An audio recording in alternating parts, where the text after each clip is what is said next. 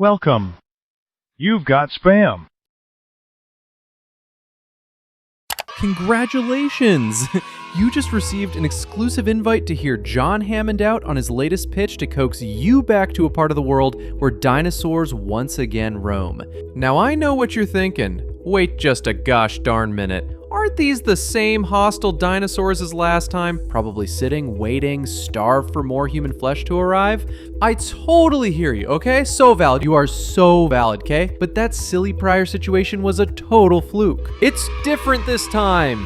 Isla Sorna is entirely separate from that pesky Isle Nublar you ran into hiccups at. They've taken all the precautions necessary to not have a repeat of last time, like getting rid of those fences and caged zoo-like enclosures they figured must have ticked the dinosaurs off something awful. Free to roam as they please on this island, John Hammond has zero doubt whatsoever the T-Rexes and Raptors will whiz past you on their morning jog now that their restrictions have been lifted completely.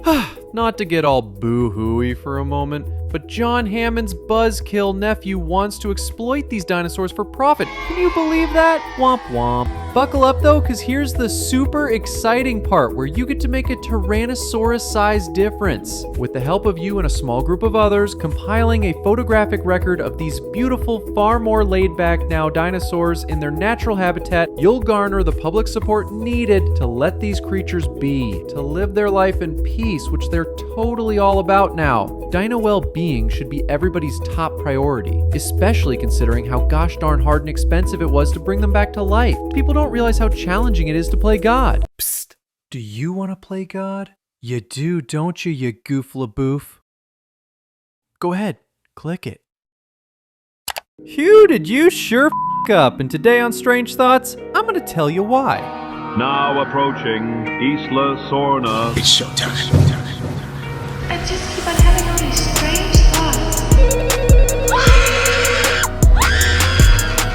Before we set sail for our impending doom, hit that like and subscribe button. And do it now, or you'll occupy the next top spot on Roland's list of things to hunt. We kick things off with the Bowman clan vacationing on a gorgeous island that looks impeccably safe and awesome. The mother tells her daughter to not run off, but her husband, 2 Perrier Jouet bottles deep before noon, tells her to chill the f*** out before she dampens his buzz. I gotta say, the man's got a point, Mrs. Bowman. Ya gotta relax. I mean, sheesh, it's not like there's dinosaurs on this island, come on. How about you pop a Quaalude and go meditate on the boat till you calm down, young lady. So the spoiled girl explores it. Wait a gosh darn second, there are dinosaurs on this island. She feeds it beef like bread to ducks, cause that's what it looks like. Little ducklings, quack, quack. Oh, ducklings from hell, I guess. Whoa, whoa, uh-oh, chill. The little girl screams. Her mom panics. Dad's like, Christ's sakes, what now, man? Mrs. Bowman sees what's happened and... Don't worry guys, the little girl does not die here. They simply gouged her eyes out and ripped out her tongue, but she's, still breathing, so yeah, it's a good news day. We cut immediately to New York, where Malcolm's boarding a subway on his way to meet an old not friend. See, after the events of Jurassic Park, despite signing an NDA, Malcolm went public with how royally messed up that was. The boys at Engine hired Blake Lively's PR team and orchestrated a smear campaign against Malcolm to shield their image and suppress public acceptance of the truth about Jurassic Park. His career was axed, and he was stripped of his university tenure for allegedly spreading unfounded rumors. I believed you.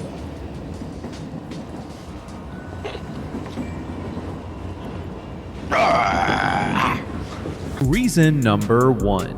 You accept a meeting with John Hammond. It doesn't matter how adamant you are about not stepping foot on dinosaur-occupied land. Stepping foot in John's mansion means stepping out afterwards with your travel means already booked. This guy's the closer Jordan Belfort, Grant Cardone, and Alec Baldwin and Glengarry Glen Ross wish they were. He's ABC Always Be Coaxin' personified. You'll go from telling him f*** no 1 second to blacking out, then coming to on Isla whatever, sweating uncontrollably, wondering how the hell you got there. Malcolm, more than anyone, hates dinosaurs. He steps into John's bedroom, ready to put a pillow over John's face, and then immediately finds himself inside the official Engine docking port, ready to go. Exposition!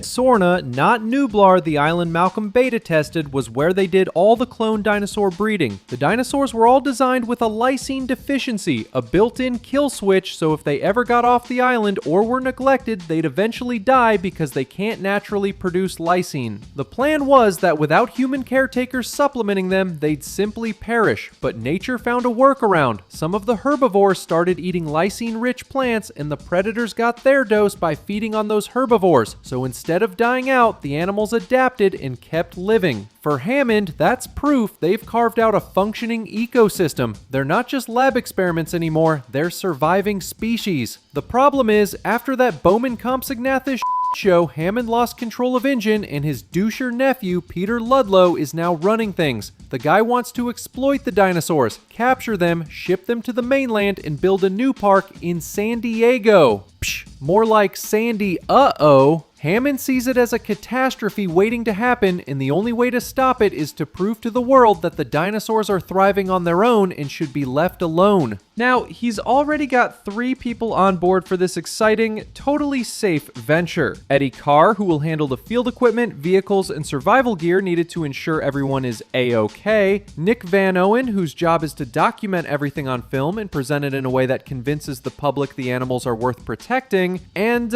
one more person. What Hammond really wants, though, is Malcolm. InGen, mostly Hammond's douchey nephew, royally f***ed Malcolm over. If Malcolm can bring back proof this time, it restores everything he lost and exposes doucher Ludlow for what he's doing. It's not Dino Din-Din, this is Dino Win-Win. As Malcolm lists off all the reasons why John is bat crazy for thinking even for a second Malcolm would ever say yes to anything dinosaur related ever again, John smiles like an asshole and tells Malcolm his girlfriend's one of the schmucks who foolishly agreed to go. Not just that though, while the others haven't left quite yet, she's already there alone. It's not a research expedition anymore, it's a rescue operation and it's leaving right now. Ugh. Come on. Want to hear the funniest joke ever? Malcolm visiting an even less restricted version of the show he came back from last time that left him with worse sweaty night terror fever dreams than Ripley and Aliens. And his motivation for going is to rescue a clearly toxic partner who could give a shit about his well-being and mental health. I mean, she met him right after the whole park beta test fiasco. I really hate that man. Stood witness to all the emotional wreckage and PTSD that left behind, and then turns around and jumps at the chance to, behind his back, go snap dinosaur pics for the same company that literally ruined his life and reputation. I recall your university revoked your tenure for your selling wild stories. I told the truth. Sounds like a total winner, bud. You should definitely go make sure she's okay. And just like that, John closes another one.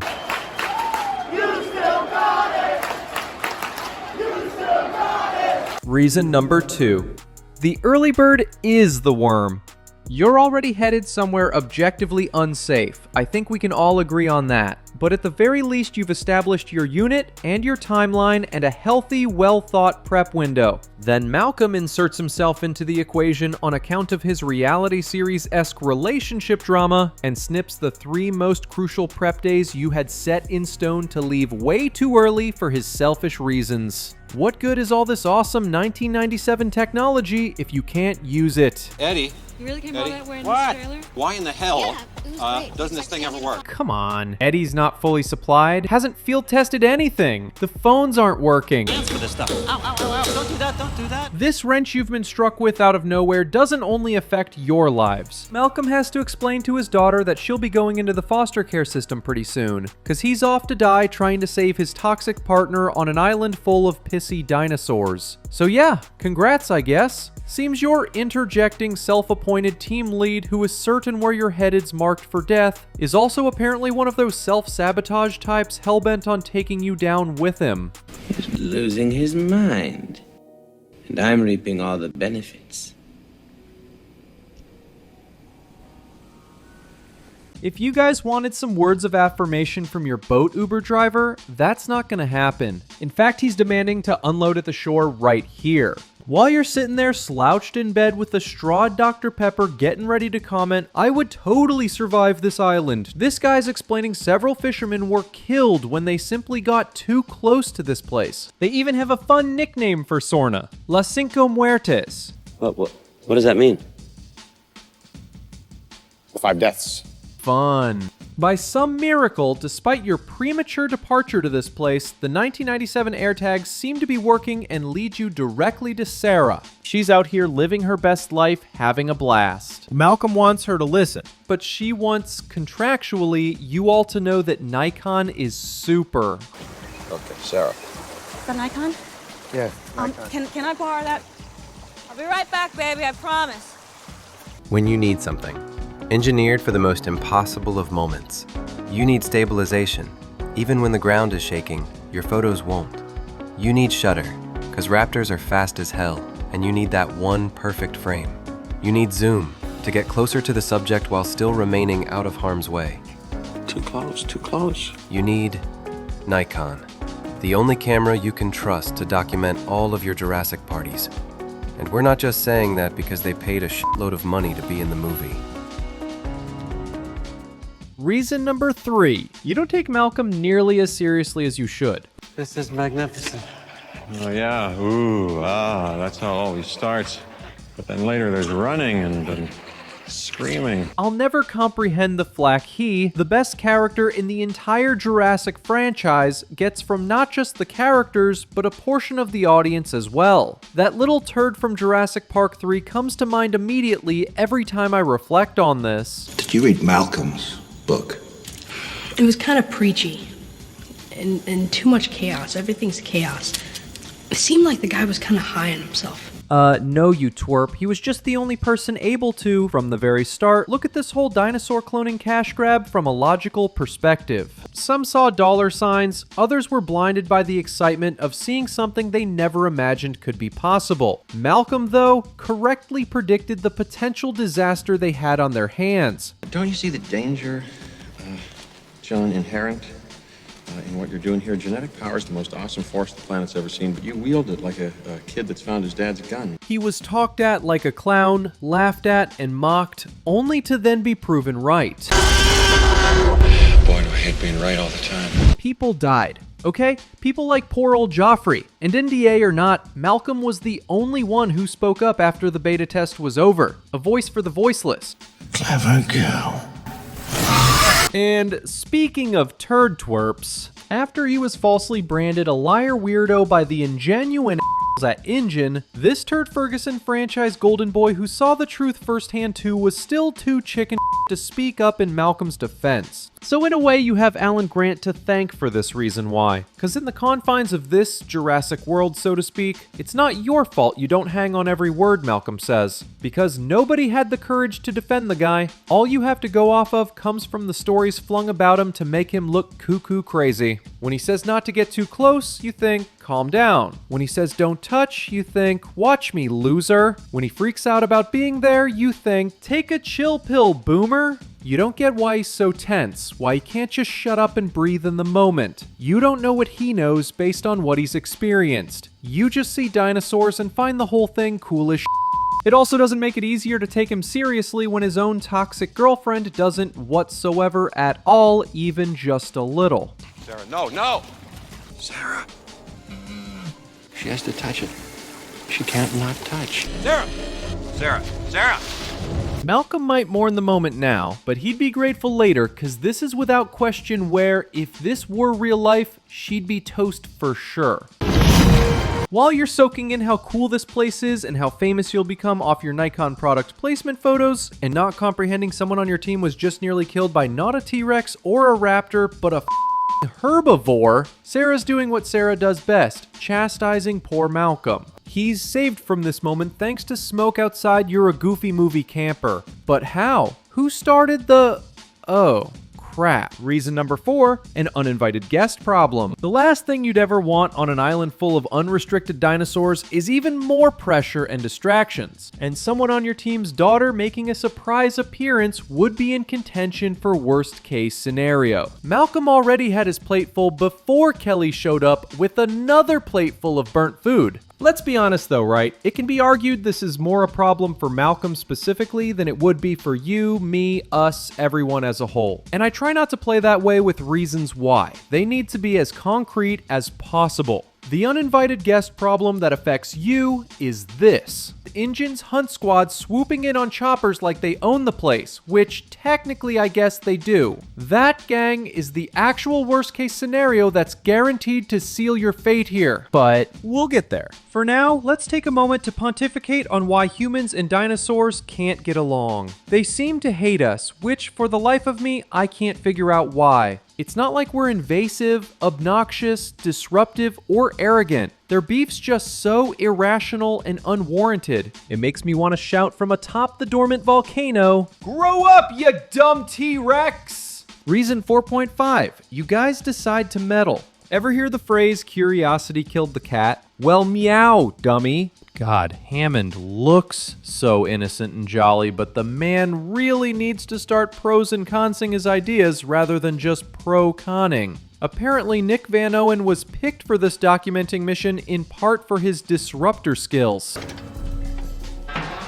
While Peter Ludlow does his best Steve Jobs keynote presentation to his board about their plans to bring the dinosaurs to San Diego, Nick and Sarah creep around freeing dinosaur after dinosaur from the cages they were forced into. Mission accomplished, I guess. But at what cost? These armed psychos are now aware they're not alone here, and you've made it crystal clear you are a problem. I can't believe you've done this. And here we are at the most mind-boggling reason why ever. I've done so many of these, documented so many reasons, and nothing in my opinion comes close to this sheer absurdity. Every time I watch it, I have to bite my lip and stop myself from yelling shame on you. Reason number 5. You snatch up the baby T-Rex with a broken leg. Oh, Sarah, thank God. Nick's lost his mind. Look what the loon's holding in his arms. What are you? You're nuts. And what the f*** are you? Opening the car door for them, you loose screw? Ugh, you suck. The both of you suck. You're gonna get such a talking to when Malcolm finds out. I can't wait. Look, Mr. Malcolm, they brought back an injured baby T-Rex that won't stop screaming. I told them not to, but they didn't listen. What are you? You're not gonna freak out? Malcolm? They really? Seriously? How is this the one situation Malcolm's not beside himself over? They brought this thing inside your RV, which if there were T-Rex PetSmart stores, RVs would be on aisle 12 with all the other toys. And how the effing is Kelly, a 13-year-old girl who couldn't even make her school's JV gymnastics team, the only rational person here scared out of her mind? And where the hell is Eddie? Probably still setting up that hide. Psh, hide. I could so easily make this its own reason why. It's not safety technology. The thing's a death box, hoisted and suspended by a winch line tied to Eddie Carr's car. That's the only thing keeping you up. It plot conveniently rises 25 feet in the air, which is 5 feet higher than a T-Rex's head can reach. But that just means it sees you, can almost reach you, and doesn't like this game you're playing whatsoever. Again, if there were T-Rex PetSmart stores, Eddie Carr's car's in that same toy aisle next to all the other Hot Wheels that our favorite predator could dismantle like it's nothing till you morons fall not 25 feet to your death, but 5 feet into the T-Rex's mouth. Thanks to Kelly implicitly voicing her concern, Malcolm and her join Eddie in his death box, which is at least way less problematic than the baby T-Rex occupied death rectangle. Understand I said Malcolm and Kelly, not you. The hide's a flimsy little thing that can only hold 3 people, so you're stuck in the high-level danger zone with these idiots. If it makes you feel any better, the bad decisions keep coming like a tsunami of dumbness. Hearing that raging T-Rex parent's roar prompts Malcolm to decide to descend back down and return to the RV. I wish I could tell you what he's thinking here, but I'm at a loss myself. He gets there just in time for company to roll on in. And then he tries to tone some of the tension down with a super cool "say this for the trailer" line. Mommy's very angry.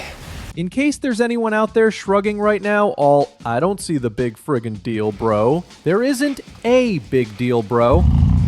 There are two big deals. We're gonna need a bigger nope. Reason number 6. You give the baby T-Rex back. You're in this comparatively small RV with a mom and dad T-Rex on either side staring at the food they assume kidnapped their child. And the only leverage you have here is that child, preventing its parents from making any big moves. They came for their infant. Let's not disappoint them. To take that leverage and drop it off outside is just giving these predators an open invitation to now end you. I find it as hilarious as it is predictable when covering The Lost World. How to Beat does not advise against taking the baby T-Rex, and again, hops right past the thought of explaining why giving it back is not the best idea in the world. They finally had the opportunity to provide helpful advice that isn't useless, lazy hindsight bull and said, nah, I'm good, thanks. Maybe we should commend them for staying on brand. But strange thoughts, even if you don't give back their baby, you're still trapped. Because this movie's so full of concrete reason whys, I'll just this once switch things up and do their job for them as it pertains to this reason. Showing you guys what real How to Beat advice looks like for once regarding a seemingly impossible situation. Give me that soundbite thing.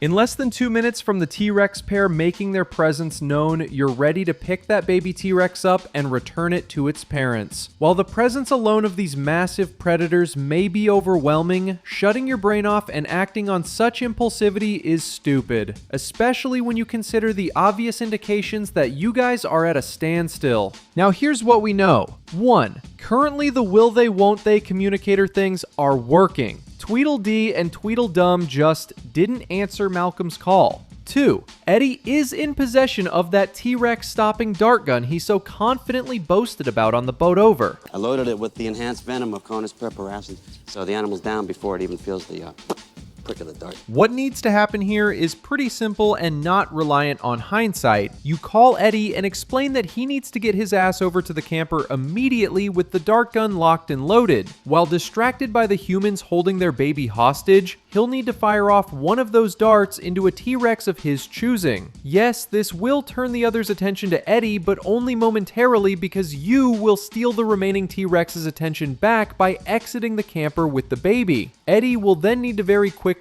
and accurately target and nail the second T-Rex. From there, you just plop the baby T-Rex down next to its sleeping parents, off and pray they wake up assuming it was all simply a bad dream. Of course, it's not 100% bulletproof, nothing is, but it's either this or the 55 reasons why you'd never survive the alternate sequence of events. Once you hand it over, there's nothing stopping them from doing to your camper what they did to the vehicle on their arrival. It's a literal cliffhanger sequence that's also kind of a mirrored moment of the Queen Alien scene at the end of Aliens. And you know, never mind that this huge moment in the movie is packed with zero chance survival bits, or that in real life, those T-Rexes would have absolutely made sure you hit game over before returning home. Even if, by some miracle, you made it to the part where you're hanging on for dear life and find yourself as you're desperately giving it your all to climb up and out of this horrible situation, face to face with a hand from the engine boys when a hand's what you need the most more than anything else, your earlier meddling shenanigans would come back to bite you in the ass right then and there.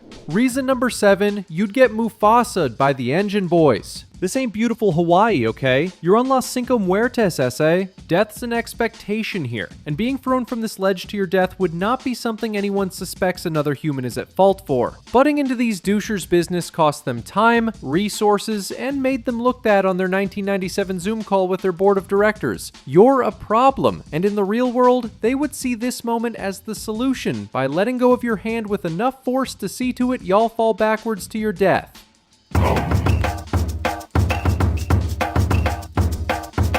If they did help you up though, it only makes this situation you're in less safe. This isn't the kind of place where there's strength in numbers, especially when the numbers include countless douchebags who don't respect predator boundaries. They don't see dinosaurs grazing and gawk, their first instinct is kill, kill, kill, and they're anything but a cohesive unit.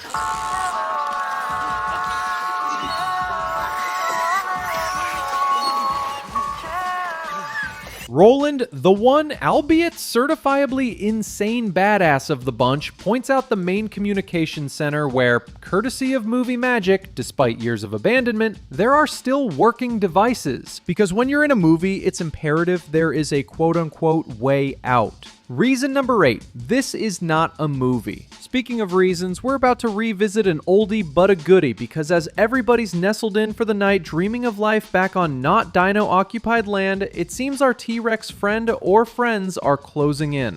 And as we previously rejected this dummy's inaccurate advice with a reason why, here we are again with reason number 9. Remaining still does not make you invisible to a T-Rex. Everybody runs for their lives, screaming as if begging to be eaten, and as much as I genuinely do enjoy this movie, this is yet another scenario I'm confident the T-Rex would not walk away from until at the very least the majority of walking Tyrannosaurus Cheetos were eaten. You guys take shelter in a shallow alcove, the T-Rex is too big to enter directly.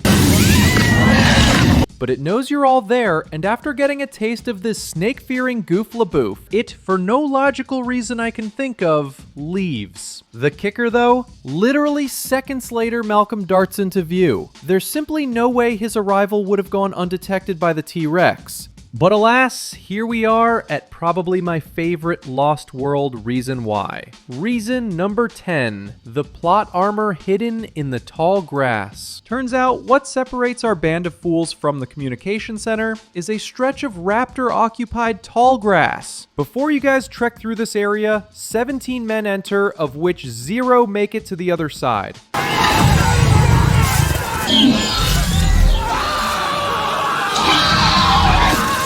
You guys enter in brisk jog fashion. Hell, Nick even stops to pick up and examine a backpack that was left behind as if to wonder if it's genuine leather or something. It's only when Malcolm puts the pieces together that you guys start to run.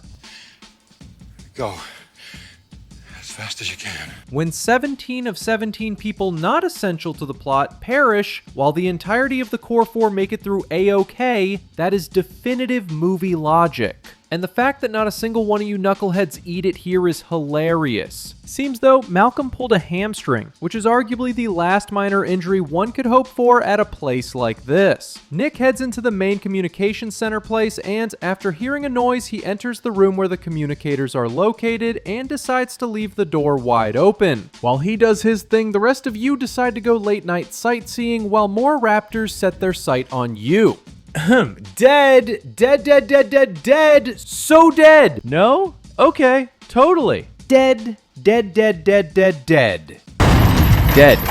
There is no reason whatsoever to think you guys would ever stand a chance here while pursued by relentless raptor killers. And while some obvious reason whys are a blast to point out, others are simply truths I almost feel bad having to mention. That being said, someone has to, so f*** it. Reason number 11, Kelly was cut from her school's gymnastics team. As, I guess, cute as this part is, where Kelly plays hero to the moment by showing off her flashy, killer, get it, gymnastics skills. When you're cut from any team, it's for good reason and a lack of good skills. Her actions here, inspired by the belief she has in herself, is, well, in truth, unfortunately, textbook delusion at its finest. Let's be real, gang, what she pulls off here was orchestrated for the purpose of being followed by this line. The school cut you from the team? What they didn't realize, though, is that line would have fit regardless, just instead of it being presented as a question, all 3 of them would be bleeding out while Malcolm, in his final breath, would say, "The school cut you from the team!" But, you know, Kelly does her thing, and yeah, that raptor's toast, but that's just one of 3 raptors. 3 of them. 3 of you. Impossible odds you're saved from worrying about due to a solution that doesn't really make any sense at all. I'll explain, but won't pin a reason why to it, because as certain as I am I'm right, there's too much subjectivity to consider it a definitive reason. Not reason number 12? Raptors are absurdly smart. One of, if not the most hammered home takeaways from this franchise is that while the T-Rex is literally the bigger threat, raptors are without question the final boss. From the very first film, Grant and Muldoon described them as pack hunters that test defenses for weaknesses, remember patterns, and plan ambushes. These pricks can even open doors. When Sarah lands on the ground directly beside them, the raptors' choice to keep fighting each other instead of immediately redirecting their focus on her defies everything we've been shown about their situational awareness and pack coordination. If raptors truly communicate and operate as an intelligent unit to the degree this franchise alludes to and portrays, it makes no sense that two of them would lose sight of the most important goal, the prey that's just dropped within reach. While all this raptor hell's been going on, Nick successfully made contact with rescue without a hitch, and you guys can finally kiss Las Cinco Muertas goodbye. For a film that drowns its audience in movie magic convenience armor, it shouldn't surprise me, but does, that this rescue helicopter majestically arrives as quickly as it does, but I'll move on. While in the air headed home, you notice a captured, tranked out T-Rex, making it obvious the engine boys who did not enter the tall grass aren't returning home empty-handed. As dumb as this is, and life-threatening, it doesn't concern you whatsoever. So when you arrive back and things seem to have gone awry, all you have to do is turn your head and walk away and let the army or whatever deal with it. Don't allow yourself to fall prey to reason number 12. You don't call it a day when you should. When Malcolm and Toxic Sarah learn the baby T-Rex was brought back too, Sarah suggests the parent T-Rex will, after getting its water fix, turn its attention to human snack food. Says they should lure the T-Rex back to the dock by once again kidnapping the baby T-Rex and using it as bait. God, this would be such a perfect moment to dump her ass, Malcolm. But he won't. So, as far as Sarah's game plan is concerned, it's like, you could do that, I suppose. Or, again, you could turn your head and walk away. Go home. Turn the AC on. Watch Jeopardy. Get some sleep. Make a tombstone pizza. Live your life. Engine's actions under Ludlow's command are idiotic, but the more carnage that occurs as a direct result of said actions not only proves what a stupid idea a mainland dinosaur theme park would be, but further clears Malcolm's crazy liar tag he was branded with. Saving the day here is totally out of character for Malcolm anyway. He's too intelligent to be the hero and piggyback off the death sentence handed to the money-hungry losers who decide to play God. I mean, look at the process here. First, you gotta risk prosecution by breaking into Engine.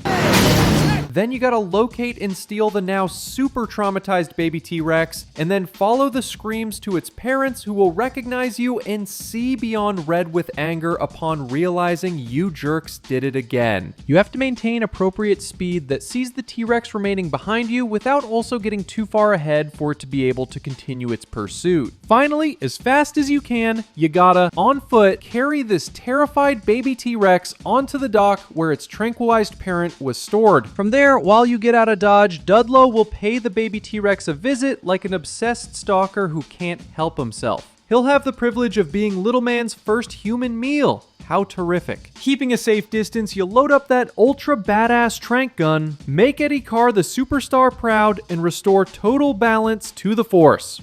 I'll tell you what, I don't know who hates dinosaurs more at this point, me or Malcolm. What I do know though is I'm covered in Jurassic mosquito bites. My entire body is sore and I've been what feels like a year without a shower. Nothing to do now but hit my go-to spot for great steak and ice cold beer, kick back, and never think or talk about dinosaurs ever again. Wait, who is... No. Is that... That's Cooper!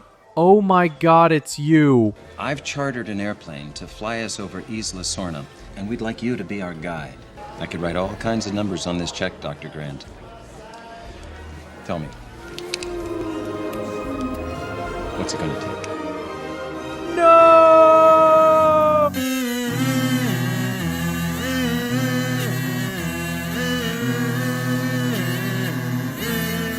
Thank you so much for watching. If you enjoyed this video, please consider subscribing because there's plenty more to come. Until next time, hasta la vista, baby.